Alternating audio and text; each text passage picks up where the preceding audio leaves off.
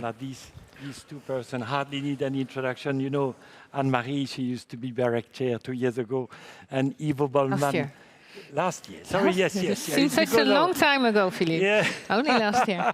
Yeah, that's because of this Stakeholder Forum where you organized it the day before you were, the year before you were chair. And you, Ivo, you've been forever one of the pioneers of fighting for this initiative on data sharing. When was that you started? Like very long time ago. So it's wonderful for you to see that after a long career pushing for that, you now have this piece of legislation.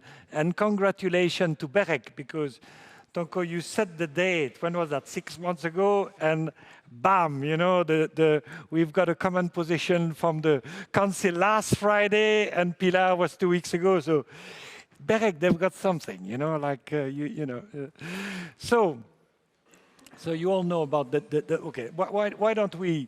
Because I'm sure there will be plenty of questions on that one. So let's not lose time in long introduction and give you the floor, Ivo, perhaps for whatever you want to share on your beautiful baby at this stage of you know, it's on the fast track for adoption there, it looks.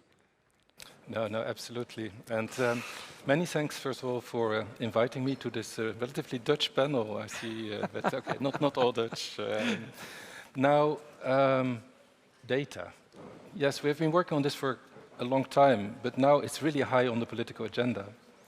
You cannot look at European Council conclusions like last week also, or data is there, basically. And there is a good reason for that, of course. Data will help us to live longer, healthier lives, to get around town more easily. It will help us to save energy. And of course, it's massively important for our economy, for new services, for the coming decades. New services and products, well, a lot of them will be based on data. Now, that's why we have the European Data Strategy. We came with that in 2020, very strongly advocated by our Commissioner, Thierry Breton. And this data strategy is about ensuring that Europe is benefiting from the data that we generate, right? Now, there is a vision behind the strategy, and actually there are 4 important things. We would like data to actually flow across member states, across borders, and across sectors also, right? Secondly, we would like ample of data to be available for use. Thirdly, data use should be done in line with European values and legislation, not in least privacy legislation. And fourth, we would like to be clear rules on who can access and use data.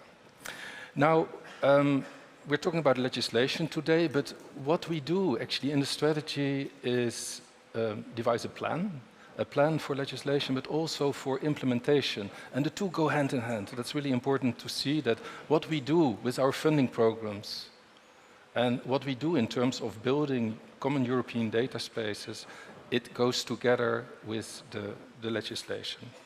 Now, these common European data spaces, just one word about that.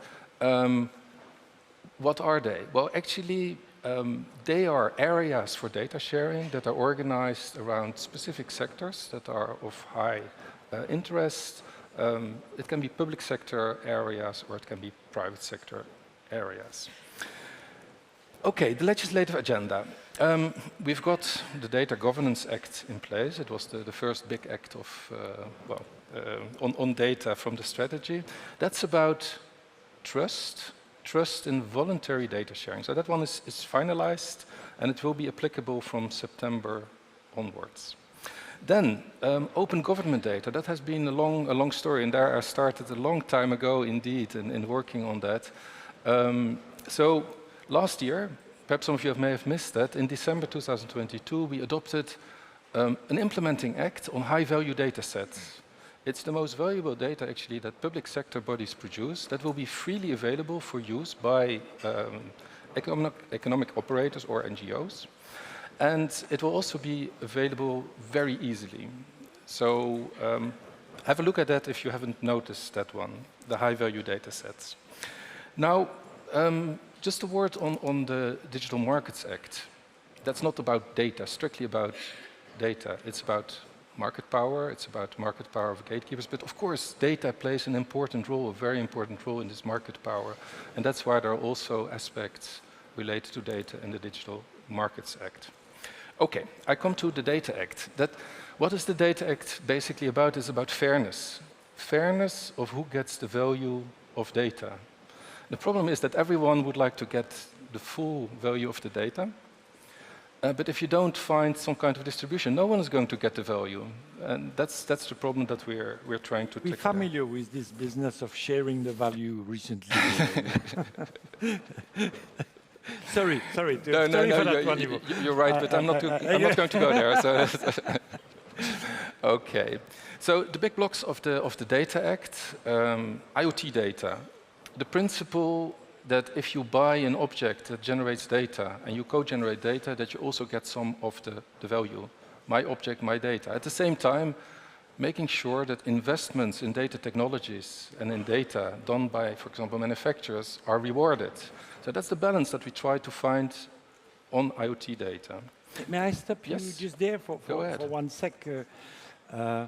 In your original proposal, you tried to say data on this device excluded, the other device included, and I remember a few days after you issued your proposal, I bumped into a friend working for a car manufacturer.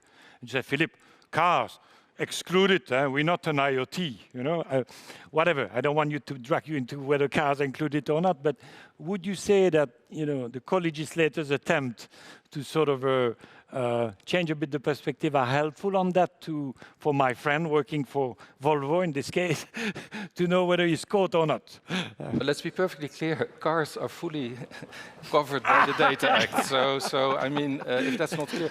No, but what you see actually in the text, both by the Council and by Parliament, certain things are broadened.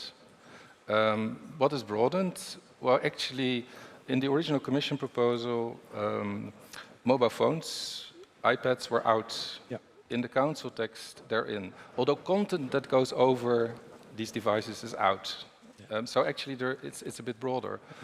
Yeah. In the Parliament text, related services, the concept has been broadened. So actually, Parliament and Council go further than what the Commission put on the table, which is not always the case. So thank you. Thank you very much, Ivo. Okay. Sorry. No, fine. That's we're in the discussion already. Okay, then there is a chapter tackling unfair contractual clauses for situations where, in relation to data sharing, SMEs get clauses imposed on them that are not fair. And also there you see actually that both Parliament and Council go beyond what the Commission put on the table. It's not only if SMEs are at the short end of this equation where the Data Act would kick in, but also in relations between larger companies where this, well, the manifestly unfair clauses would actually be banned. Then something that has, well, got some emotions going in the telecoms community is the business to government sharing. Talked about open data, open government data, the principle that, well, if things have been paid for by the public purse, it should be openly available. This is the other way around. For example, in emergency situations like COVID, can there be situations where actually governments can ask, for example, telecommunications operators to give certain data? Of course, we're talking about aggregated, fully aggregated, mostly anonymized data here. But can that be a situation? And the reply of the Data Act is yes, there can be situations. Now, there we see how important this kind of data is. We have seen that in the context of the COVID crisis. We also see that the co-legislators are relatively cautious, so they go a bit narrower than what we put in the proposal. Okay, then of course there is a whole chapter on measures that make it easier to switch between cloud providers. Of great interest to this audience. Yes, and yes, and it's not my specialty. Well, so let's see whether I've got all the replies there at hand. But Then last but not least, there is a series of provisions that make it easier, that make interoperability of data easier through standardization, but also it introduces interoperability of smart contracts. Smart contracts that are going to be one of the means to implement these data spaces, right? So where do we stand? Where do we stand in the process? Well, you said already it's a very good moment to talk about it. The European Parliament voted its report on the 14th of March. Council adopted its position last Friday. And yesterday we had the first trilogue, bringing the three institutions... Wasting no time. Together. Sorry? Wasting no time. No, we can't waste any time, and there's many technical meetings planned for also in view of the coming trilogues. Now, as Commission, of course, we will play our role as honest broker, but we see that there is convergence on the big themes.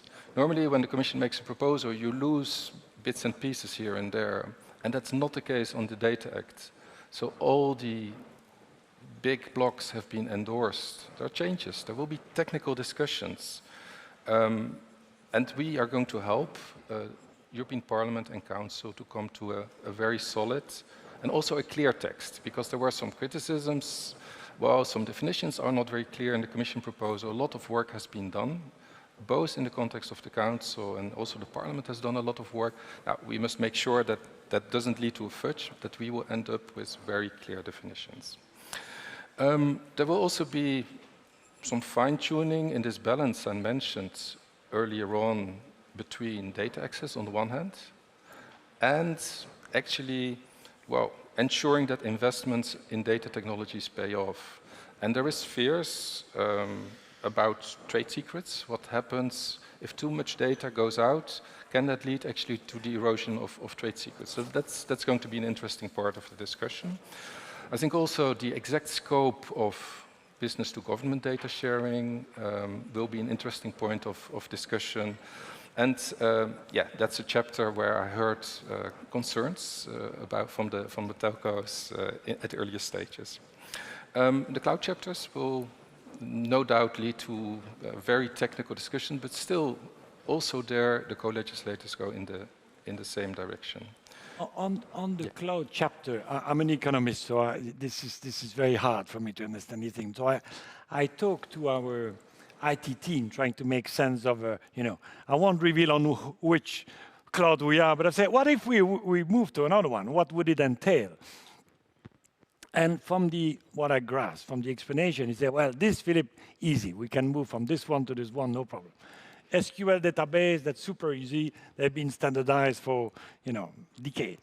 And then he talked about things which I started not to understand anymore, but where there had been a lot of Java development by us, where then we would lose a lot. I mean, so I didn't fully grasp the whole explanation, but what I grasped from it is that the switching for an organization from one cloud provider to another, and I'm talking here essentially about data processing services and storages and infrastructure, pretty straightforward, is very easy. That's what I grasp for some application, for some service, and extremely complex for others. And in your text, do you do justice to this diversity of dialogue or of situation, of cases, or not? Or is it like, one single solution covering different realities? No. Of course, there are differences. Infrastructure as a service is treated differently from software as a service, for example. And the distinctions are being further refined also in the discussions with Council and Parliament. But the basic problem is not so much the technical issues. The basic problem is that switching from one provider to another has been made very difficult because you get penalty clauses, because there's a small print that makes it very difficult. So obviously there's an interest by the providers in not having people switch, and that's what we want to stop. Now, in the free flow of data regulation,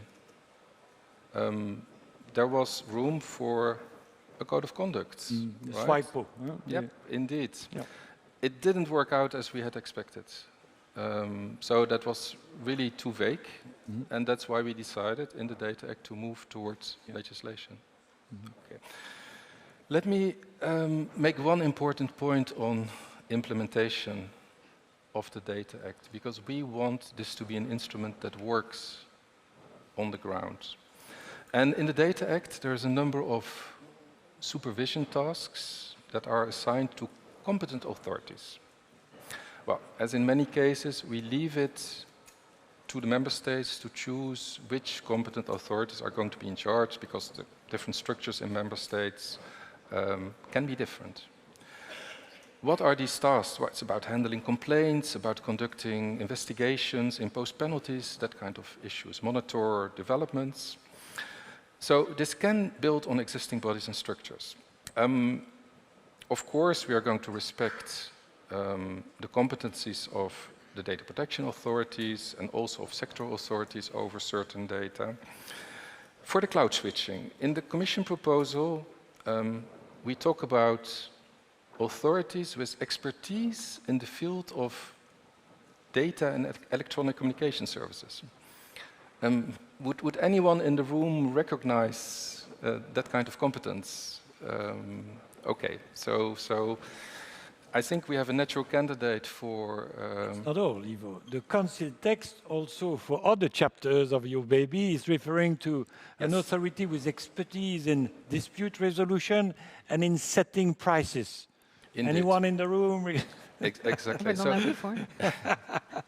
So apart from jokes, telecoms regulators could be a very good candidate for one or more of the tasks assigned in the Data Act. And of course, we should never sell the skin till you've caught the bear. I mean, the Data Act is not there. But I think it could be good already now to start thinking and to have an in-depth reflection on this last point. Thank you. What a great transition to hand over to Anne-Marie. It is indeed. I mean, Ivo is downplaying it, but it seems that the BEREC members have more work sent their way by, certainly by the Council text. I can't remember the Parliament now, which, as I just said, you know, is not just the chapter on cloud switching, but also the chapter on data sharing and on business to government data, which potentially could be... Sorry, on the Parliament text, they have actually taken out this competence on cloud, but in a way they create a new figure of a super competent authority that would be responsible for all of it, or that at least would coordinate it. Okay, let's see how that works out. Anyway, over to you, Anne-Marie. What is your... Well, are you celebrating at BEREC? Well, the first thing is I am celebrating the Data Act, because I think that one of the very important things is that when we think about data and regulation, I think for too long we only thought about privacy, and privacy is a fundamental right and it's very important. But I think that one of the key issues in the Data Act is recognizing that data is of economic value. That's one. So it can be of economic value if it is put to use, if it's put to good use. That's something that resonates to me coming from market regulation. The second is the very conscious choice to want to create a market, a proper functioning market, a market that has both incentives for production, for storage and maintenance of data and their integrity, and also enough incentives for innovation and make it a contestable market. And here, I think most of us in the room start recognizing that image of a working market, being good for production, rewarding the initial producer, making a contestable market, using competition to make sure that you have innovation and protecting end user rights. Familiar, anyone? And this is a market which I think is the third part, which is, I think, really, really important in the Data Act, is that it is actually really forward-looking. Because we do not have that data market at the moment. I mean, we have glimpses, we know where to look. I mean, if Volvo starts to talk to you about I'm not in or am in. There is things going on here, and this is really, really timely in creating it. So looking as a telco regulator, and also from an ACM perspective, having studied the cloud from a Dutch perspective, so it resonates, the desire and actually the need to create a European open data market. So you need the proper regulation, and you need proper conditions to get that working. And I think some of the things, as you said, are things that we are familiar with and that we will be studying this year and next year. So the first is the reasonable compensation. What compensation to choose to make sure that the initial producers of the data get a proper reward for their work. They get a proper margin, that is no problem. But any excess seekers, add-ons, new firms should be able to innovate on that data, and they should be able to compete with the original producer. Sounds familiar, right? Because we know with data, especially cloud, with analysis, economies of scope, economies of scale, they are valuable. We do not want to throw them away. But still, we also want the force of new entrants and of innovation. And you have to create a sense of openness. Again, familiar territory. So you have to get your competence. And that is very difficult. So on the who is competent, I don't think we have done this as regulators. Anyone has ever done this anywhere before. But the balance is very familiar. The other one is, you didn't mention it, is dispute resolution. These things are not dealt with because you settled it in the law. You have to work it, and people will disagree, and parties will disagree, and that's all part of the game. You have to have dispute resolutions.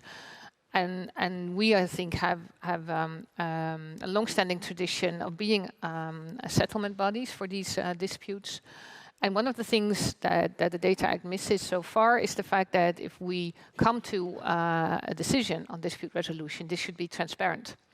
And everybody should be made aware so that you make sure that you create a body of knowledge on how, when these dilemmas occur, how this is solved, so you can make sure that this is consistently implemented and ruled upon throughout the whole European Union. Yeah. And then the other two things are switching, so interoperability, portability, so switching from one cloud to the other, but also interoperability. Yeah. What if you want to have all your information from Cullen in the one system, and you do not want to leave your cloud, but there's this one application from someone else, from another cloud provider, and that wants to work with do you have to move all your data away? Your IT guys will be very unhappy, but you also want this special app to be able to interact. And for that, you need interoperability. And I think that chapter has been added on quite late in the process, but we're very happy because you mentioned interoperability, and old man's story. In the very first telecom directive in 1990, there was a big fight on the French, Emmanuel, who brought in interoperability as an essential requirement. So ever since that days, and it has come back in other debates, there is this question of interoperability sounds good. We all want interoperability. The price to pay, of course, for interoperability is that we agree on a common standard. Otherwise, we cannot be interoperable. So if we impose a common standard for the sake of interoperability, which brings plenty of benefits in its own right, I'm not criticizing, but it means that somewhere we surrender some innovation, because you cannot come up with something completely different, better perhaps. But so how do we see, again, I'm asking this now in this field, but it's of course a broader debate. How do you strike this balance between delivering interoperability, which brings the possibility of switching, portability, and so on, but at the same time constrain innovation? Yeah, it depends. Interoperability is a very nice word. It has a good ring to it. But in IT, it can mean so many things and so many layers. And I think that the paper issued by BNetzA, I think 2 years ago, on interoperability, very helpful in that respect. You can have standardization, which on the EAS level is, I think, and on your SQL example is pretty much developed. But sometimes it's on the service level, much more OTT and higher up in the stack. And then it makes much more sense to do it via an API, for example, or upon a reasonable request, and make it interoperable for certain parties. So there's all these different tastes. And this is something that I think all of us, if you want to put the Data Act to work, this is what you have to get your head around. This is what you have to understand. Do you have everything open and just put it out there, but then the incentives to produce and keep will disappear? Do you open it selectively? What about non-discrimination? These are all the difficult questions that come. And also, Ivo, if I may, you know, in telecom, if you need standards, you go, I don't know, in mobile, you go 3GPP, then it goes through ETSI in Europe, and then the Commission adopts some technical regulation based on that, you know. So what would be the normal path in that space?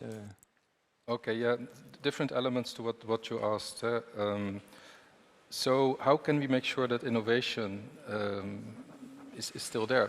So that's why we have to combine the practical experience of the data spaces with the legislative route of the standardization. The normal route is the standardization bodies. Yeah. But for the cloud, there is an alternative route that's foreseen in the Data Act, which is industry-driven. Industry-driven, okay. Right, and that can, what comes out of that can then be endorsed by the Commission, published in the official journal, and actually, yeah, that can bring the whole standardization forward. Thank you, thank you. Are there any questions in the room? While you think of a question, Anne-Marie and I decided that we would ask you a question. You know, pick up your phone. Pick up your phone. It's going to be fun. I promise. Pick up your phone.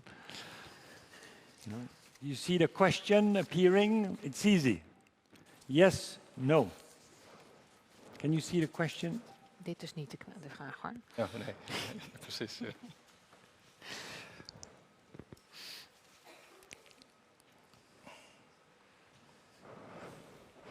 Vraag is vertraaien.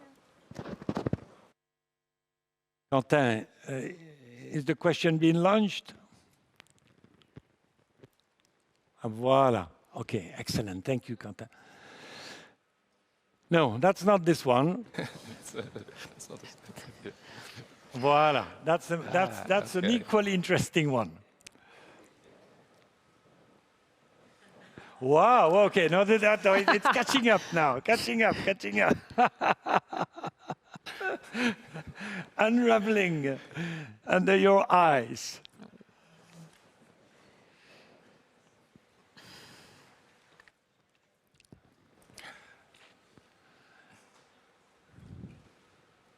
George, what did you vote?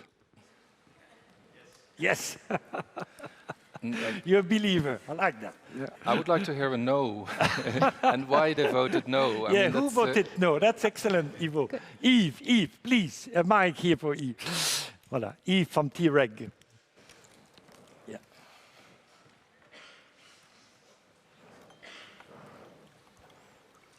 Yep, I voted no. And why? I voted no because the receiving, the customer connecting the new operator, the receiving party of a portability, had been shown as a good practice in a few member states and took 15 plus years to be introduced in all the member states. So I think the regulatory community was rather slow in achieving number portability that was working good and well for the consumer without administrative obstacles. And also the one-day number portability, well, took a bit of time before we got there, right? And so this was after I spent 200 meetings trying to get the initial portability to work, etc. So learn the lesson, to be very clear. Learn the lesson, but also reflect on how painful and slow this has been. Yeah. Yves, I must say, you scored a point there, Yves. It's a fair criticism, I think. But it was in the past, Yves. That's the past. Now they learn that. The organizers are telling me that, you know, we should probably bring this session to a close. A final, okay. Mr. Sickinger. Thank you, Philippe. The Dutch debate. Huh? Yeah, a bit of a Dutch debate. Yeah. This is more of a remark or a call to Ivo.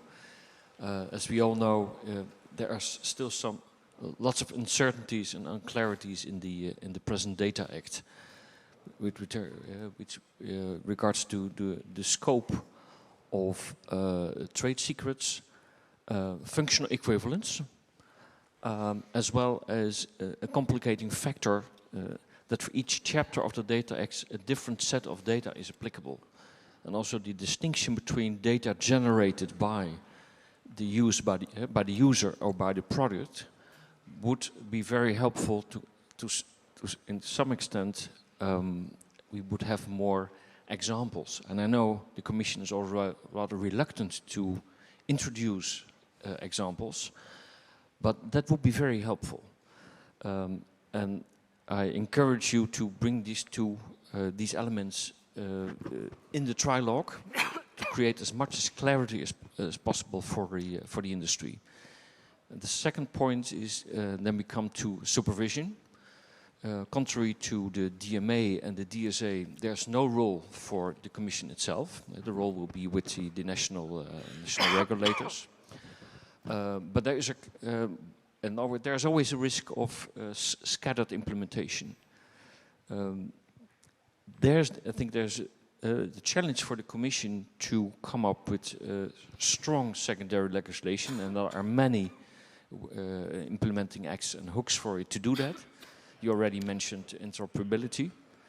Oh, now I'm a bit distracted.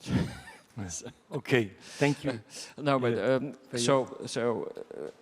once you come up with the implementation acts, I would call upon you to make it as transparent as possible, and where possible to involve the industry to create a maximum basis for a harmonized approach across the EU.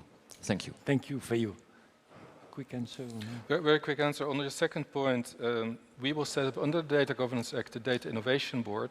It will also get a role most probably under the Data Act. And it will look after avoiding that there's actually a scattered implementation. And I could talk for hours on the other points. So I won't. But you'll do it during the 20-minute coffee break that is starting now. Please join me in thanking our panelists.